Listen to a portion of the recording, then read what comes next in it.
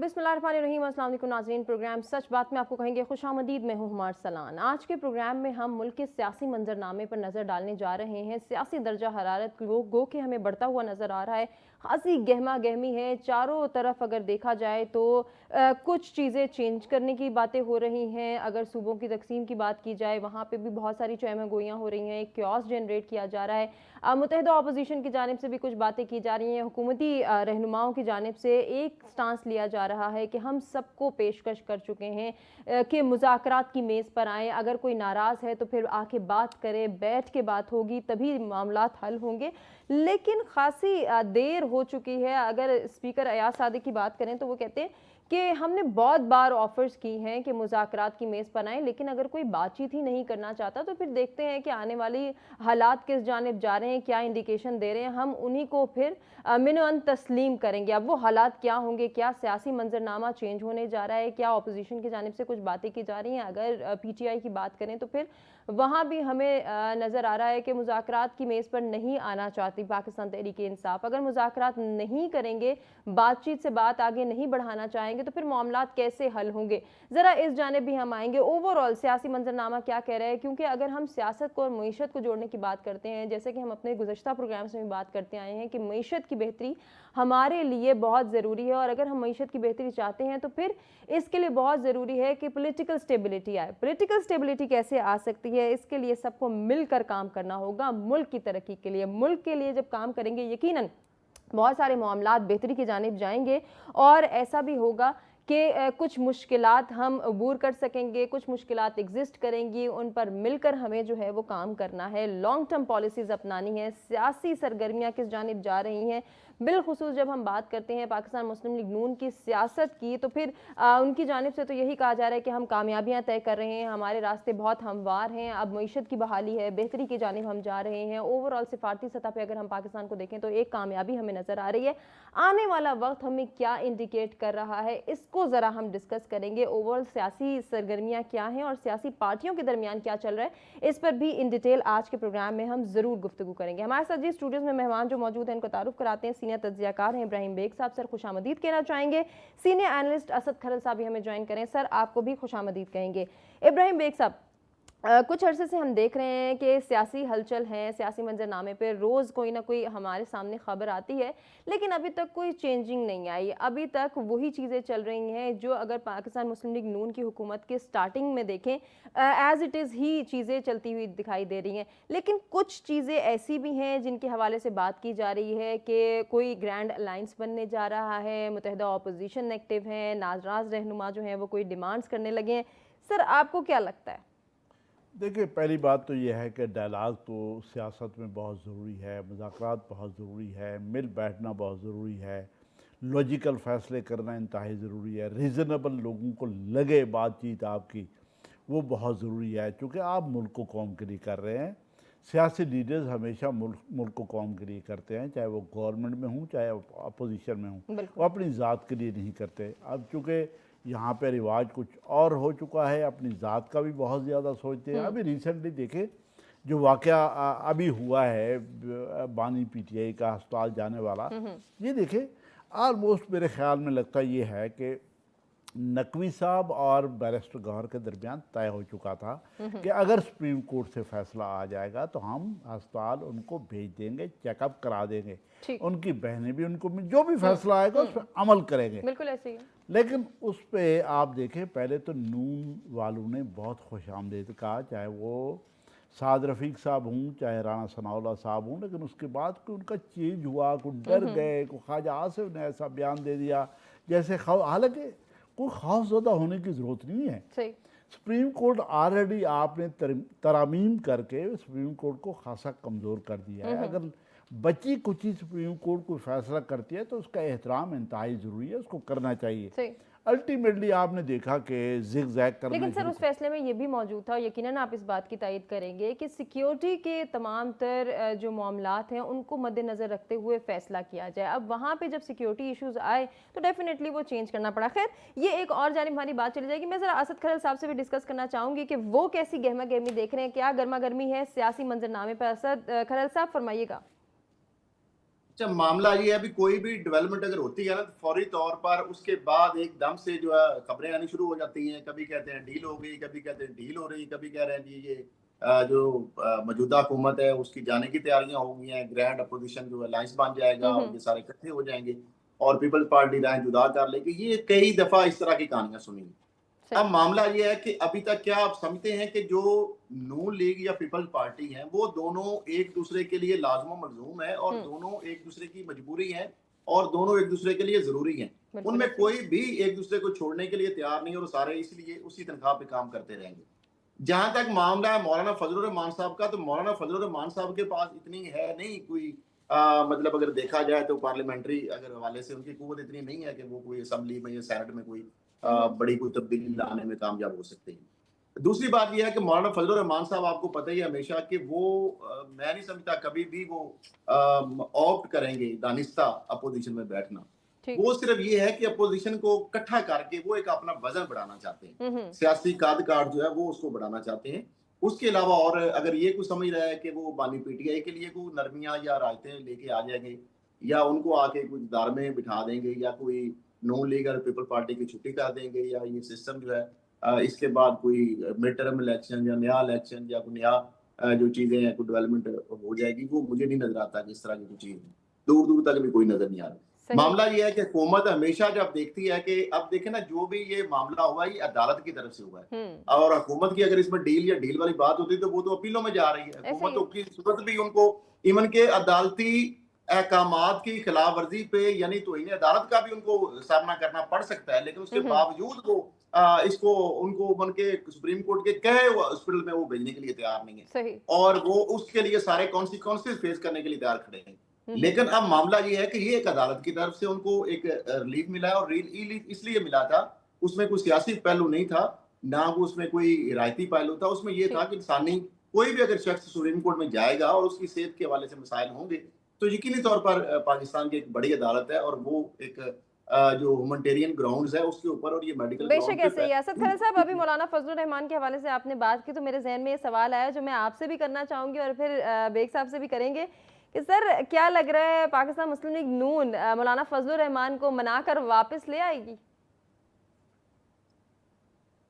جی مجھ سے سوال کیا جی سر آپ سے پہلے کہ اب معاملہ یہ ہے کہ مسلم لیگ نون سے زیادہ میرا خیال ہے وہ قریب ہے زرداری صاحب کے اور باقی نواز شریف صاحب کے بالکل وہ قریب تھے, لیکن شہباز شریف صاحب سے مولانا فضل الرحمان کی اتنی زیادہ کوئی میرا نہیں خیال کوئی انڈرسٹینڈنگ ہے. تو چونکہ نواز شریف صاحب تو بیہائنڈ دا سین بیٹھے ہوئے ہیں تو وہ تو ایکٹیو ہے نہیں, وہ تو اپنے فیملی کے حوالے سے شہباز شریف یا مریم صاحبہ کوئی ہدایات جاری کر سکتے ہیں اور اپنی پارٹی کے اندر ہی ان کی ہدایات چلتی ہیں.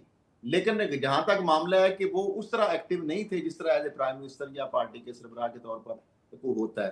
تو دوسری جانب جو ہے آپ یہ میں پھر کہہ رہا ہوں کہ یہ جو ساری چیز ہے نا یہ ایک مطلب وہ کہتے ہیں نا کہ مسلز شو کرنا, پاور اپنی جو ہے اس کو ایک اسٹیبلش یا مرج کرنے کے لیے مولانا صاحب یہ تگ و دو کر رہے ہیں اور یہ اب تگ و دو جو ہے. اب دوسری بات یہ ہے کہ پی ٹی آئی کا ایک مزاج ہے کہ وہ کسی کے ساتھ نہیں بیٹھنے کے لیے تیار, نہ وہ نون لیگ کے ساتھ بیٹھنے کے لیے تیار ہے, نہ پیپلز پارٹی کے ساتھ بیٹھنے کے لیے تیار ہے اور نہ ہی وہ مولانا فضل الرحمان صاحب کے لیے ساتھ بیٹھنے میں تیار ہوں گی اور نہ ہی مولانا صاحب ان کے ساتھ بیٹھنے کے لیے کبھی بھی سنجیدہ ہوں گے, نہ ان کا کوئی انتخابی اتحاد ہو سکتا ہے اور نہ ہی کوئی حکومتی, تو وہ تو بڑی دور کی ایک بات ہے. تو معاملہ یہ ہے کہ آپ دیکھیں نا کہ پی ٹی آئی کے حوالے سے پیپلز پارٹی کی اوپن یہ چیز اعتراف موجود ہے اس چیز کا کہ ہم نے پی ٹی آئی کو حکومت بنانے کے لیے بھرپور طریقے سے کوشش کی, قائل کیا اب یہ الیکشن جو 24 کے بعد, لیکن انہوں نے کیٹاگوریکلی انکار کر دیا. حالانکہ دیکھیں نا کتنی بڑی آفر ہے کہ وہ پیشکش کر رہے تھے, لیکن وہی ورانا ثناءاللہ صاحب بھی کہتے ہیں نون لیگ کے بھی جانب سے بھی پیپلز پارٹی کہ وہ تو کسی کے ساتھ بیٹھنے کے لیے تیار نہیں ہے, ان کا مزاج کے اندر یہ چیز شامل نہیں ہے. اچھا سر یہ جو آپ بات کریں نا ذرا میں ابراہیم بیگ صاحب کی جانب آنا چاہوں گی سر اسی بات پہ. ایک تو مولانا فضل الرحمان کے سٹانس کے حوالے سے ڈسکس کریں گے جیسے کہ اسد خلیل صاحب نے فرمایا. دوسرا سر یہ جو پی ٹی آئی کے حوالے سے بات ہو رہی ہے نا کہ پاکستان تحریک انصاف مذاکرات کرنا ہی نہیں چاہتی, کیا ریزن ہے آپ کی نظر میں؟ کیا وہ چاہتے ہیں کہ پہلے ان کے بانی کی رہائی ہو تبھی معاملات طے پائیں یا پھر وہ واقعی مذاکرات کی میز پر آئیں گے ہی نہیں کبھی؟ اصل میں یہ دیکھیں کہ جو آپ نے مولانا فضل الرحمان صاحب کے بارے میں پوچھا وہ تو موجیں لگ گئی ہیں ان کی. آپ نے پی ٹی آئی کو پیچھے دھکیل دیا جو میجورٹی پارٹی تھی, تو اس کے بعد اپوزیشن میں کون بچتا ہے؟ الٹیمیٹلی ان کو اچکزائی کو لیڈر بنانا پڑا. اچکزائی کی موج لگ گئی, حالانکہ اچکزائی کے پاس کون سی سیٹیں ہیں بھائی, کوئی سیٹیں نہیں ہیں. اس کے بعد مولانا فضل الرحمان صاحب کو ہر صورت جب بھی اپوزیشن کی بات ہوتی ہے تو مولانا فضل الرحمان صاحب موجود ہوتے ہیں, حالانکہ گورنمنٹ کے ساتھ, پیپلز پارٹی کے ساتھ, نون کے ساتھ ان کی بہت زیادہ اور اوپر بھی بہت زیادہ انڈرسٹینڈنگ ہونے کے باوجود وہ ایک گرینڈ الائنس کے لیڈر بھی بن جاتے ہیں. یہ تو دیکھیں چھوٹی چھوٹی پارٹیوں کے لوگ جن کو سیٹیں نہیں ملی, ان کی تو اس وجہ سے عیاشی ہو گئی, تو موجیں لگ گئی ان کے, ان کا نام ہے, روزانہ ٹی وی پہ آ رہے ہیں, باتیں کر رہے ہیں, بیان دے رہے ہیں, میٹنگ کر رہے ہیں. یہی دیکھیں سیاست میں ہوتا کیا ہے, یہی ہلچل ہوتی ہے نا, یہی موومنٹ ہوتی ہے نا کہ ماحول گرم کرنے کے لیے ایکٹیویٹیز کرنا ضروری ہے. ایکٹیویٹیز ان کی بھرپور ہو رہی ہے, اور کچھ نہ ہونے کے باوجود ان کی ورت ہو گئی ہے. اس کی وجہ یہ ہے کہ آپ نے بیسیکلی سیاست کو کمزور کیا ہے, سیاسی پارٹیوں کو کمزور کیا ہے, فیئرنیس کو تھوڑا سا آپ نے انڈرمائن کیا ہے. وہ اگر آپ سیاسی طریقے سے اس کو چلائے تو اس کے بعد تو وہ پارٹیز آپ کے سامنے ہیں, جس طریقے سے ہوگا ایک بات ہو گئی. اور دوسرا یہ ہے, دیکھیں غلطیاں سب سے ہوتی ہے, پی ٹی آئی سے سب سے بڑی غلطی میرے حساب سے یہ ہوئی جب الیکشن ہو گئے تھے, پیپلز پارٹی نے جب آفر کی پی ٹی آئی کو کہ ہم اور آپ مل کے گورنمنٹ بنا لیتے ہیں, دونوں کمپیریٹیولی فیئر طریقے سے الیکشن جیت کے آئے ہوئے تھے. وہ اندرون سندھ سے فیئر طریقے سے الیکشن جیت کے آئے ہوئے تھے, اور باقی جگہوں سے پی ٹی آئی جیت کے آئی ہوئی تھی. اگر آپ ان کی مل کے الائنس بنا کے حکومت بن جاتی تو اس کے بعد آپ کی نمائندہ حکومت ہوتی, جس سے لوگ بھی خوش ہوتے, لوگوں کا اعتماد بھی بڑھتا, اور پھر جو فیئر طریقے سے لوگ الیکشن جیت کے ہیں ان پہ بہت زیادہ ریسپانسبلٹی ہوتی ہے قوم کی, لوگوں کی. یہ انہوں نے میرے حساب سے میں نے اس وقت بھی بہت سارے پروگرام میں یہ کہا تھا, یہ غلط ہے, یہ بلنڈر کیا گیا ہے. اس بلنڈر کے بعد آپ دیکھیں نون کے پاس سیٹیں نہیں تھیں. جب سیٹیں نہیں تھیں تو تھوڑی سی بھی ہوا چلتی ہے تو ان کی ٹانگیں کانپنا شروع ہو جاتی ہے. یہ دیکھیں اس میں کیا تھا, اگر علاج ہو جاتا, ٹھیک ہے آپ کی بات ٹھیک تھی کہ سیکورٹی ایشو تھا تو نقوی صاحب کو اس کو دیکھنا چاہیے تھا. وہ آپ سیکورٹی لیبس افورڈ نہیں کر سکتے, یہ بات ٹھیک ہے, لیکن ادروائز اس کی رکاوٹ ڈالنا, اس کی وجہ صرف یہی تھی کہ نون. چلیں سر, اس کو ہم ڈسکس کے سیاسی منظر نامے پر ہم نے نظر ڈالی, اور جب پولیٹیکل سٹیبلٹی کی بات کرتے ہیں یہ ناگزیر ہے اور اشد ضرورت ہے جب ہم چاہتے ہیں کہ ہماری معیشت بحال ہو اور پاکستان ترقی کرے. معیشت کی بحالی کی جانب آتے ہیں. سر میں ابراہیم بیگ صاحب آپ سے گفتگو کرنا چاہوں گی. ہم نے جب یہ دیکھا کہ ایران امریکہ جنگ ہو رہی ہے اور پاکستان نے کامیاب سفارتکاری کے ذریعے ایک ایم او یو تک بات لے آئے اور تمام تر چیزیں سمودھ ہوتی دکھائی دے تھی, لیکن انفارچونیٹلی بیچ میں پھر امریکہ کی جانب سے جو ایک دوبارہ سے کارروائیوں کا آغاز کیا گیا اور پھر وہی نکات کی وائلیشن کی گئی, وہ ساری چیزیں ہمارے سامنے ہیں. اب امریکہ یہ کہہ رہا ہے کہ ٹارگیٹڈ سینکشنز لگائے جائیں گے, جس سے جو الٹیمیٹلی لینڈ ٹریڈ ہے اس کو بھی مانیٹر کیا جائے گا. اگر ایسا ہوتا ہے, یعنی کہ بارڈر سے جو ٹریڈ ہو رہی ہے اس پہ بھی نظر رکھی جاتی ہے, اس پہ بھی سینکشنز لگائی جاتی ہیں, تو پھر یقیناً یہ ہماری معیشت پر بھی اثر انداز ہوگا. فرمائیے گا. یہ دیکھیں امریکہ اس جنگ میں بغیر سوچے سمجھے ٹرمپ کود پڑا ہے, اسرائیل کے کہنے پہ کود پڑا ہے. اسرائیل یہ چاہتا تھا کہ یہ جنگ پورے خطے میں پہلے عرب شامل ہو جائیں, ایران شامل ہو جائے, ترک شامل ہو جائیں, اور ہم تماشا دیکھیں, ان کا آپس میں لڑیں, ان کا نقصان ہو اور پورے کا پورا خطہ ڈی سٹیبلائز ہو جائے. یہ بیسیکلی اسرائیل کی پالیسی کا حصہ تھا, جو کہ ہوا نہیں اس طریقے سے. اچھا, اس کے نہ ہونے میں آپ یقین کریں پاکستان کا بہت بڑا ہاتھ ہے.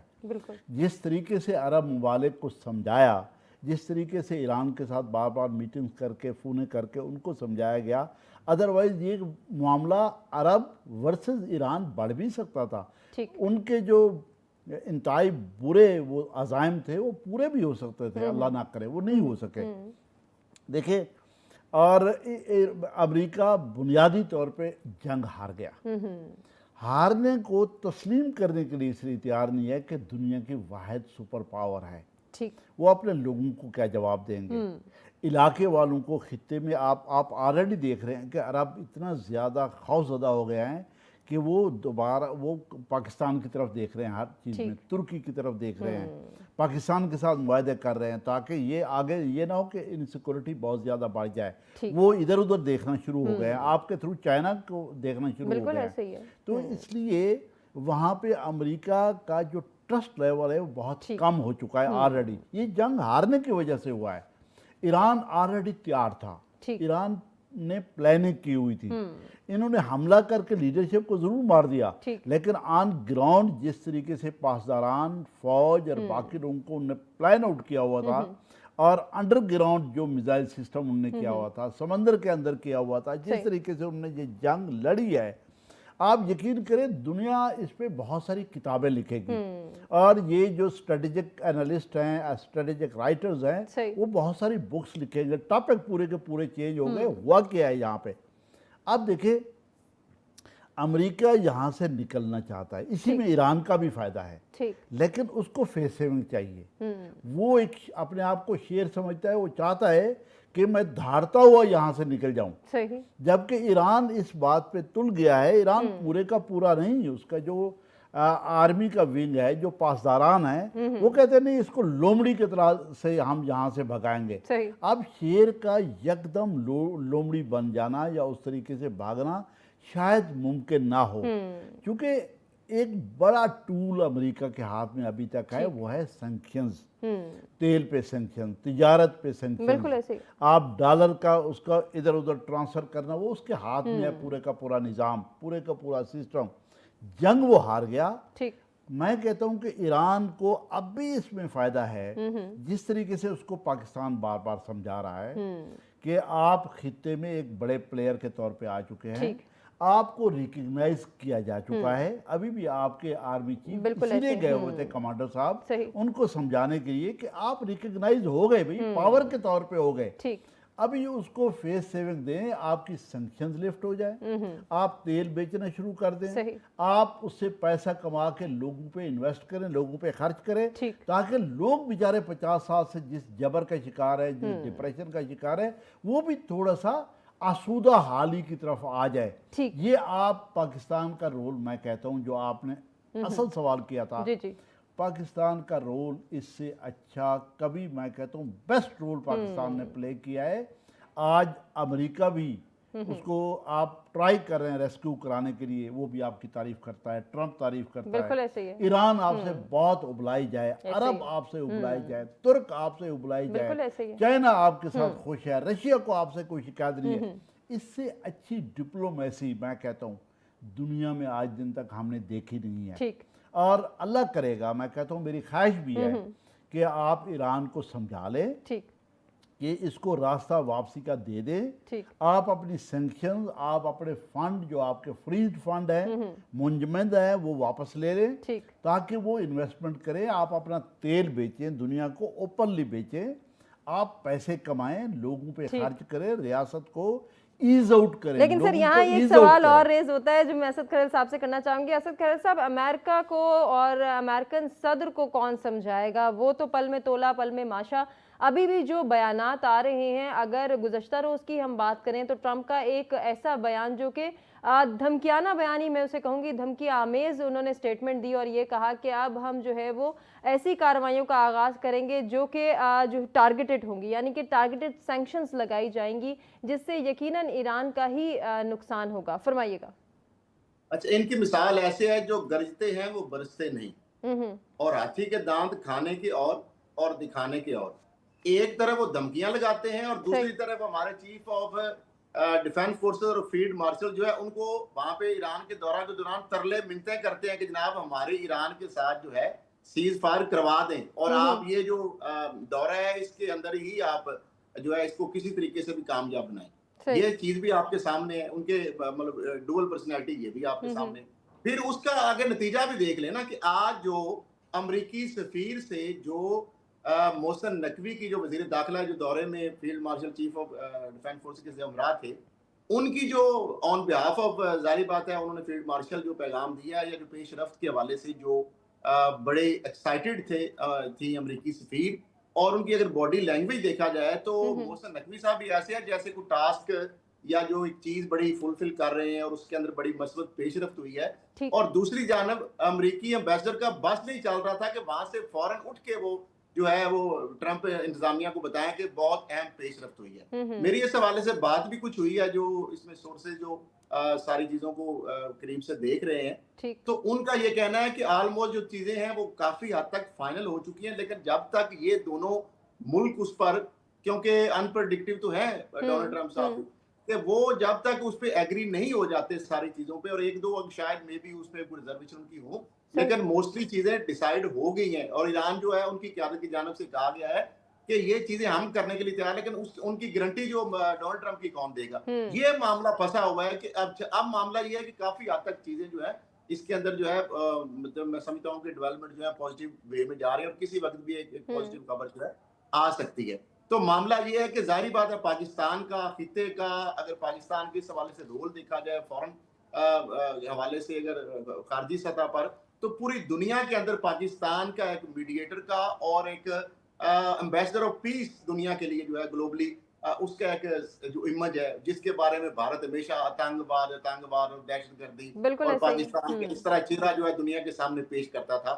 آج پوری دنیا جو ہے اس کے سامنے پاکستان کا پاسپورٹ, پاکستان جو ہے وہ اس حوالے سے امریکن یا باقی دنیا کے لوگ جانتے ہیں کہ یہ ملک جو ہے یہ پیس کا واقعی ریئلی امن کا پیغمبر ہے, امن کا سفیر ہے, اور یہ جو ہے پوری دنیا کو جنگ سے دھکیلنے میں, خطے کو اور دنیا کو جو معاشی کرائسس ہے جنگ کی باعث, اور جو انسانی جانوں کا جو المیہ ہے اس کو روکنے کے لیے کس حد تک یہ سنجیدگی سے یہ کوشش کر رہا ہے. تو یہ ہماری جو قیادت ہے, آپ دیکھیں کہ اگر آج ہماری جو سینئر لیڈرشپ ہے یا ملٹری کی لیڈرشپ ہے, پاکستان کو آج تک شاید اتنی عزت نہیں ملی ہوگی, اور جو اکنامک حوالے سے ہمیں فائدے ملے ہیں, کتنے ارب ڈالر جو ہے, کتنے اربوں ڈالر جو ہے وہ ہمیں آپ دیکھیں جو ہمارا آیا ہے, قرضہ بھی ہمارا اترا ہے, پیسے ہمیں ڈونیشن بھی ملی ہے, اور بہت ساری ایسی چیزیں ہوئی ہیں, تیل ہمیں اس حوالے سے کافی ایگریمنٹ ہوئے ہیں. تو اس سارے جو سینیریو کے اندر میں سمجھوں پاکستان کی اہمیت بھی بڑی ہے, اور ظاہری بات ہے پاکستان بھی سنجیدگی سے کوشش کر رہا ہے تاکہ خطے کے بالکل کوشش کر رہا ہے. اسد خلیل صاحب میرا آپ سے ہی سوال ہوگا سر,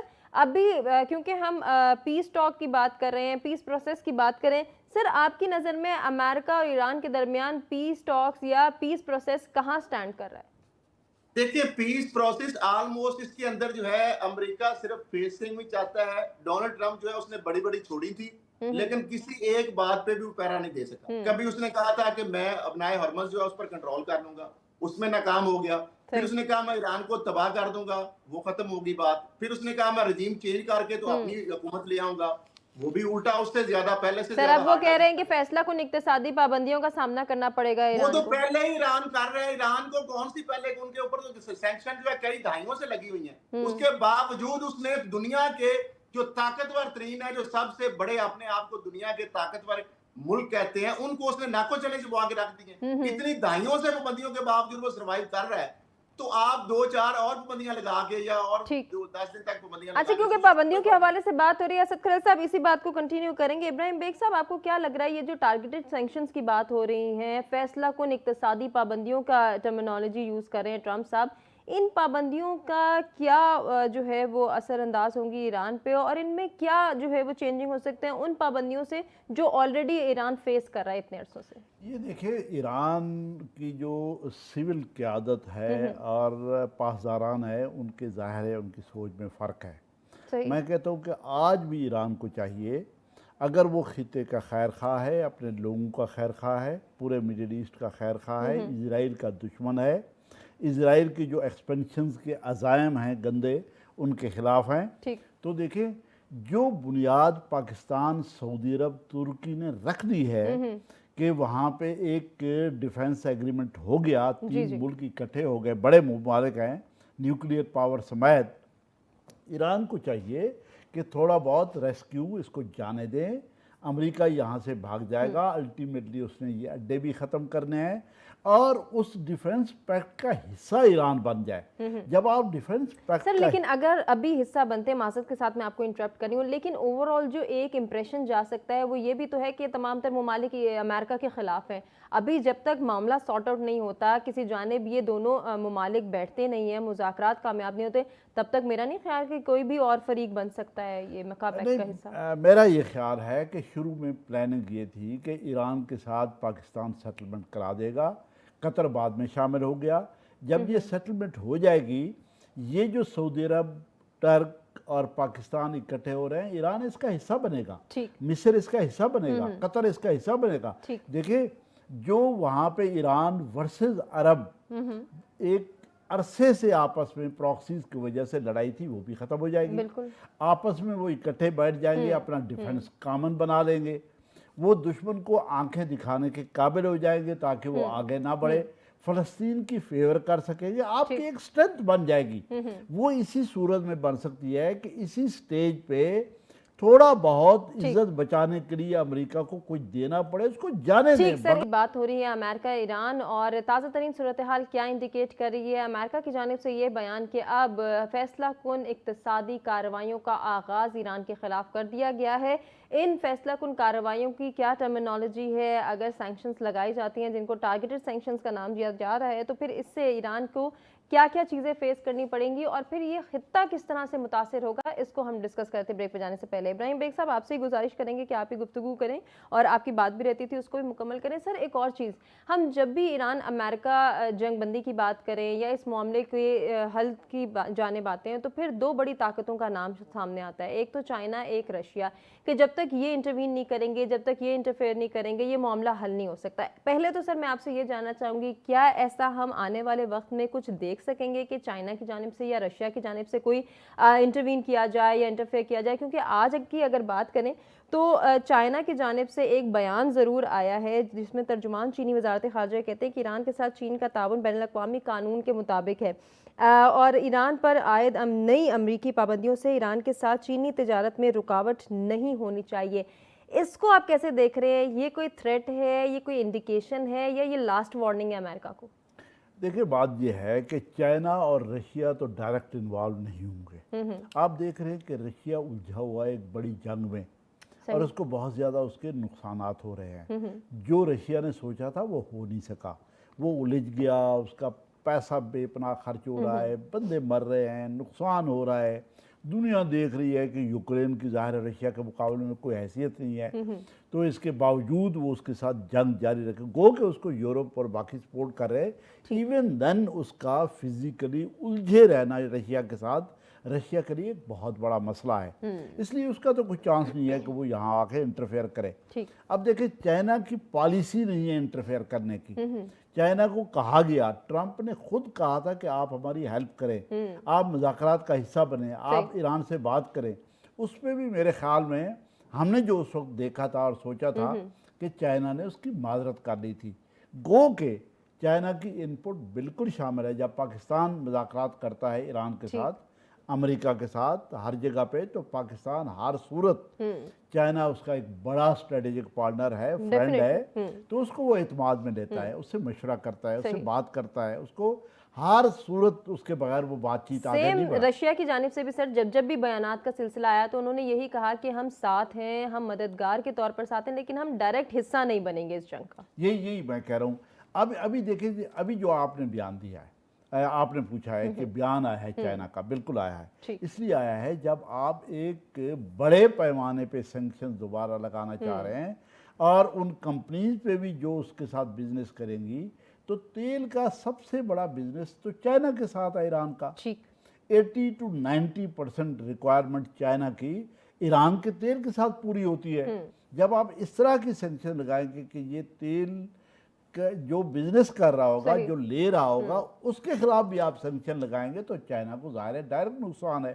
گو کہ میں سمجھتا ہوں کہ اس کو پاسبل نہیں ہوگا امریکہ کے لیے وہ سینکشن لگائے, ایران کے خلاف جائے, یا لمبے بنیادی طور پہ وہ تھریٹ کر رہا ہے کہ ایران ٹرمز اینڈ کنڈیشن پہ آ جائے, ہمیں ریسکیو کر دے, یہ جنگ ختم ہو جائے. میں اب بھی دوبارہ ریپیٹ کروں گا, دیکھیں جہاں آپ صرف اس پہ پریشان ہوتے ہیں کہ ایران کہ امریکہ کی عزت بچ جائے گی, بھئی امریکہ کی تھوڑی بہت اگر عزت آپ کی وجہ سے بچ جائے گی تو دنیا جہان اس کو دیکھ رہی ہے, لیکن آپ کو کتنا ریلیف ملے گا ایران کے طور پہ, खित्ते को कितना, अगर आप ये भी मनवा लेते हैं कि आप अपनी बहरी जितना अड्डे हैं वहाँ पे मिलिट्री के, वो सारे के सारे यहाँ से शिफ्ट करेंगे, ये बहुत बड़ी कंडीशन होगी। बिल्कुल अगर ऐसे आप ये भी मनवा लेते हैं कि आपके फंड रिलीज हो जाएंगे जो मुंजमद हुए थे, तो वो भी बहुत बड़ी फेवर हो गया। सर अगर ये आप तो पहले भी जब एमओयू साइन हुआ था तो ये कहा गया था कि जितने भी मुंजमद असासे हैं उनकी बहाली हो जाएगी, वो तो नहीं हुई अभी तक। नहीं, वो इसलिए नहीं हुई कि मुआहदे पे अमल नहीं हो सका, बावजूद उधर से उसमें हम नहीं जाते। एक और चीज़ देखें, हमारा एक ज़ाती इसमें बड़ी इन्वॉल्वमेंट है। ठीक। आपकी गैस लाइन रुकी हुई है एक अरसे से, आपको पावर के मसले हैं, आपके इनपुट के मसले हैं, बिल्कुल आपकी ऐसे ही इंडस्ट्री है। नहीं चल सकती, आपको सस्ती तरीन गैस मिल सकती है उस गैस लाइन के थ्रू। ठीक। तो अगर सैंक्शंस लगती हैं तो आप वो गैस लाइन पूरी नहीं कर सकते। अगर सैंक्शंस नहीं लगती ठीक। तो आप ना सिर्फ लाइन वो ला सकते हैं, बल्कि वाहिद आपका हमसाया है जिसके साथ आप मैक्सिमम लेवल पे तिजारत कर सकते बिल्कुल हैं। ऐसे ही है। और दूसरा वही अगेन मैं कहूँगा, अगर वो डिफेंस पैक्ट का मिडिल ईस्ट में हिस्सा देखें, ठीक। शैतानियत के खिलाफ पूरा मिडिल ईस्ट है। अरब ममालिक भी यही चाहते हैं कि ईरान आगे ना बढ़े और फ़लस्तीनियों की जान छोड़ दे, फ़लस्तीन की एक रियासत और मुल्क को बाइज्जत तरीके से रहें। ईरान भी यही चाहता है, पाकिस्तान भी यही चाहता है, तुर्की भी यही चाहता है।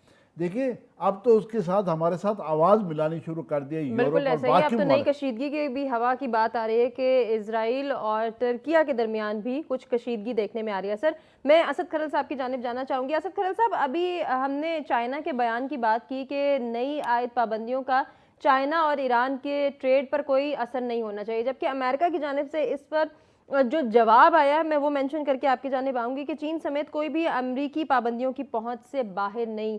ये तो दोनों जानिब से एक वाज़ेह स्टेटमेंट आ गई है, अब क्या होगा? देखिए चाइना जो है ना, उसको किसी हवाले से भी अमेरिका के हवाले से कोई थ्रेट नहीं है, और जब ईरान को नहीं अगर संभाल सकता अमेरिका तो चाइना उससे क्यों डरेगा।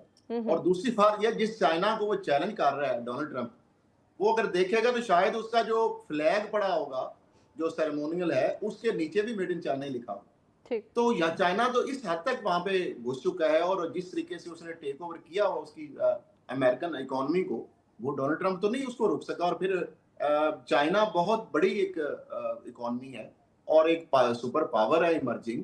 और दूसरी बात ये है कि जो मैं समझता हूँ ईरान के हवाले से, जो चाइना को अगर पाबंदियों के हवाले से कोई थ्रेट नहीं है, चाइना जो है वो अपनी करेगा, और उस हवाले से अगर उसके अंदर खलल डालने की अमेरिका ने कोशिश की तो उसके हवाले से भी अपना हक वो महफूज रखता है, और वो अमेरिका मेरा ख्याल करेगा भी नहीं इस तरह की हरकत, क्योंकि पहले ही सारा मतलब मुख्तलिफ मौज़ों पे उसने जंग खोली और जहाँ पे उसको दर पे निकामियों का सामना है। अब मामला ये है कि अगर देखा जाए तो इसमें सबसे ज्यादा इस हालात के अंदर अगर मैं देखा जाए तो बड़े अरसे से जो ईरान के ऊपर पाबंदियां लगी हुई दाइयों से, उसका सबसे ज्यादा बेनिफिशियरी चाइना है। और आप देखें कि जितनी ईरानियन कंपनियां जिन पर इंटरनेशनल पाबंदियां हैं ट्रेड के ऊपर, वो सारियों से औने पौने कोड़ियों के भाव पे माल खरीदता है चाइना, और अपने स्टैंप लगा के पूरी दुनिया के अंदर उसको जो है वो एक्सपोर्ट कर रहे हैं। तो वो तो अरबों डॉलर कमा रहा है, उसको तो कोई फर्क ही नहीं पड़ता कि ईरान के अगर सादी पाबंदियां लगा दी जाए, तो मैं समझता हूँ उसको तो ज्यादा बेनिफिट होंगे, पहले से भी ज्यादा बेनिफिट होंगे। तो मामला ये, दूसरी बात जिस तरह आपने कहा कि ना तो इन पाबंदियों का ईरान जो है कोई नई पाबंदी उसमें क्या आ सकती है। पहले मैं बता रहा हूँ कि उसके ऊपर कौन सी ऐसी पाबंदी नहीं है जो कि पहले पाबंदी है जो कि अमेरिका ने पहले नहीं लगाई दाइयों से, कोई नई चीज क्या है वहां पे। तो मैं समझता हूँ ये बात एक बयान है और बयानात की हद तक, क्योंकि डोनाल्ड ट्रंप ने एक ऐसी चीज को छेड़ दिया है जो कि उनको गलत रिपोर्ट दी, उनके जो अंडर इन्फ्लुएंस थी एजेंसी थी, उसने इजराइल की एज ए मोल बन के और पपेट बन के उसने उनको मिसगाइड किया।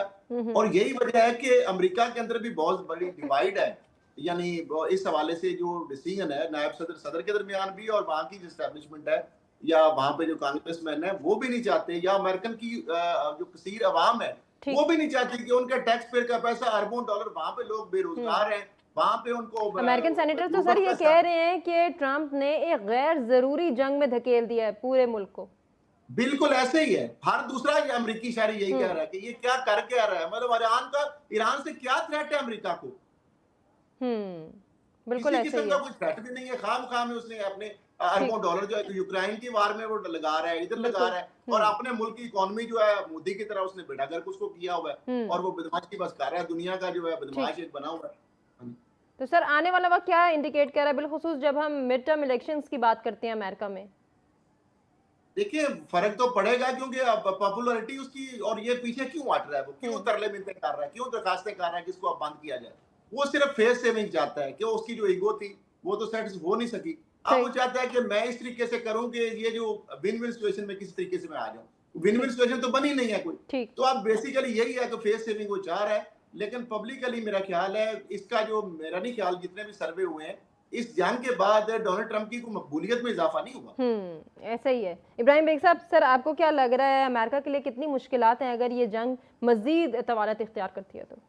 دیکھیں پہلی مشکل تو یہ ہے کہ جو اس کا سپر پاور کا ایک زوم تھا، ایک امپریشن تھا، ایک ورتھ تھی، وہ بہت ڈیمیج ہو چکی ہے لوگوں کی نظر میں، چائنا کی نظر میں، رشیا کی نظر میں، سب کی نظروں میں۔ آپ دیکھ لیں ابھی رشیا اس کو یوکرین وار میں بہت زیادہ سیٹل کرنے کی کوشش کی ہے ٹھیک امریکہ نے، تو رشیا اس کو اس طریقے سے عزت دینے کے لیے تیار نہیں ہے کہ اس کے کہنے پہ یہ سیٹلمنٹ کر لے۔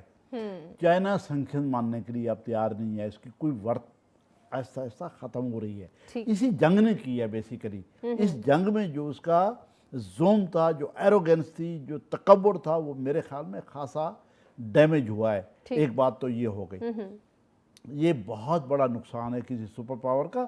دیکھیں ہوتا امپریشن ہی ہے، سپر پاورز کیا ہوتی ہے، سپر پاورز لوگوں کو نقصان لیکن سر جس طرح سے پہنچا للکار ہے ابھی بھی امریکہ کے، چین سمیت کوئی بھی ان پابندیوں سے باہر نہیں ہوگا، تو پھر یہ تو ایک تھریٹ ہی ہے نا۔ وہ ڈالر کنٹرول ہے۔ دیکھیں جب منی ٹرانسفر کنٹرول اس کے پاس ہے، ابھی تک پیٹرو ڈالر اس کے پاس ہے، ابھی تک وہ سارے سسٹمز اس کے پاس ہیں، جس کی وجہ سے اس کا آلٹرنیٹ چائنا یا باقی ممالک پیدا نہیں کر سکے، اس لیے سینکشنز بہت افیکٹو ہوتی ہے۔